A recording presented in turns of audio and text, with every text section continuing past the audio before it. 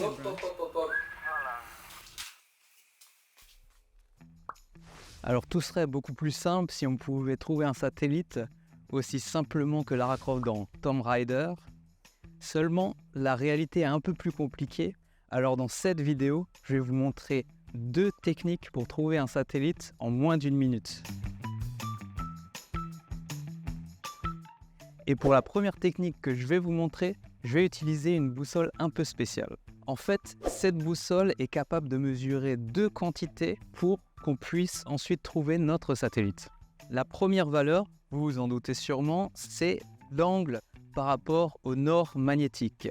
Mais bon, seulement dans cette vidéo, pour que ce soit un peu plus simple, on va considérer que le nord géographique et le nord magnétique sont exactement les mêmes. Vous verrez, ça ne changera vraiment pas grand-chose. Et cet angle, par rapport au nord, possède plusieurs noms selon le domaine dans lequel on l'utilise. Alors dans le domaine de l'aviation par exemple, on parle de cap. Mais dans le domaine des satellites, on parle d'azimut. C'est la direction dans laquelle vous devez regarder par rapport au nord pour trouver votre satellite. Et une fois que vous avez votre azimut, vous avez besoin d'un second angle qui est l'élévation. L'élévation, c'est l'angle par rapport à l'horizon et qui mesure à quel point votre satellite est haut dans le ciel. Bon, je vous arrête à cet instant parce que le micro marchait plus. Donc ce que je vous propose, c'est de continuer temporairement la vidéo avec mon personnage animé. Ce que je disais, c'est que cette valeur d'élévation, vous la trouverez pas sur une boussole classique, mais grâce à cette boussole militaire et l'aide de son clignomètre, on peut mesurer cet angle. C'est un système plutôt ingénieux qui permet de mesurer l'angle grâce à l'inclinaison du viseur et d'un pendule gradué. Donc pour résumer, pour trouver notre satellite, on a besoin de 2 angles, l'azimut et l'élévation. Mais du coup, comment fait-on pour les obtenir ? Eh bien pour commencer, on peut partir de 2 données qui nous sont disponibles. La première, ce sont les coordonnées de ma position.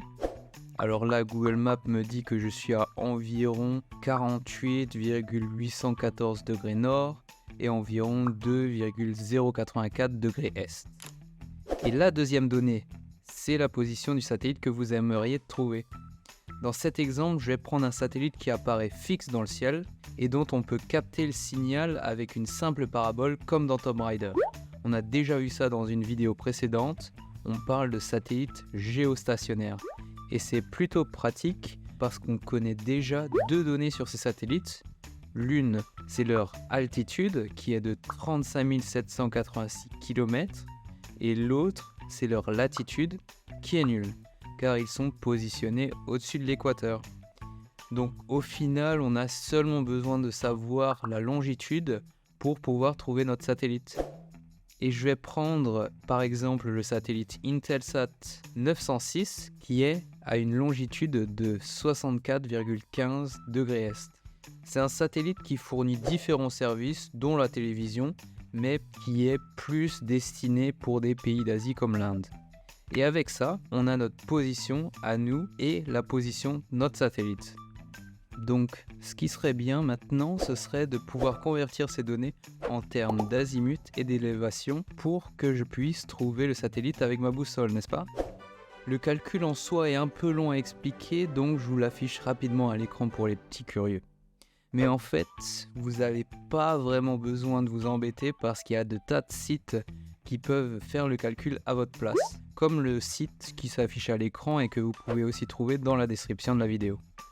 Des fois, la position des satellites géostationnaires sont déjà disponibles, mais ce n'est pas le cas sur ce site.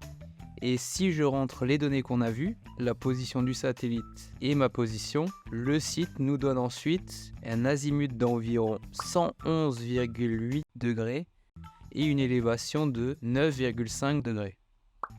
Donc avec ma boussole, je trouve que l'azimut de 111,8 degrés est dans cette direction. Et ça tombe bien, je suis dans les jardins du château de Versailles et cette direction correspond très exactement à l'axe du Grand Canal, ce qui est un repère bien pratique pour être sûr qu'on ne fait pas trop de bêtises.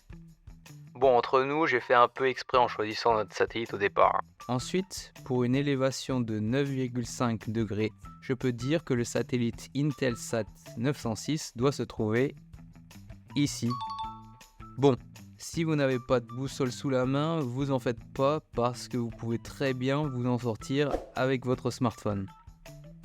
Alors là, j'ai téléchargé l'appli pour Android qui s'appelle SatFinder. Alors regardons voir comment marche cette appli. Bien sûr, vous devez vous assurer que votre téléphone est bien calibré. Vous rentrez dans Satellite Finder, vous sélectionnez votre satellite. Ici, le satellite Intelsat 906 est déjà disponible, donc c'est plutôt pratique. Et voilà, on peut voir que nos calculs d'azimut et d'élévation étaient bons. Mais ce qui est particulièrement intéressant avec cette appli, c'est l'option qui permet de voir directement votre satellite en réalité augmentée. Regardez un peu. C'est pas parfait, ça bouge un peu beaucoup même, mais on retrouve à peu près notre satellite au même endroit. Il y a un petit écart encore au niveau de l'azimut, donc on dirait qu'il y a encore des petits progrès à faire, mais ça nous aide déjà pas mal. Et pour ce type de service, toutes les applications que j'ai trouvées étaient malheureusement payantes, mais celle-ci a 3 jours d'essai gratuit, donc si jamais vous voulez l'essayer, je vous la conseille. Voilà, c'était plutôt rapide. Je vous ai montré 2 techniques pour trouver un satellite en moins d'1 minute, soit à l'ancienne avec une boussole ou avec votre smartphone. Et de cette manière, vous pouvez aussi orienter votre parabole en azimut et élévation pour capter un signal télé, et ça presque aussi vite que Lara Croft. A bientôt dans une prochaine vidéo. Ciao!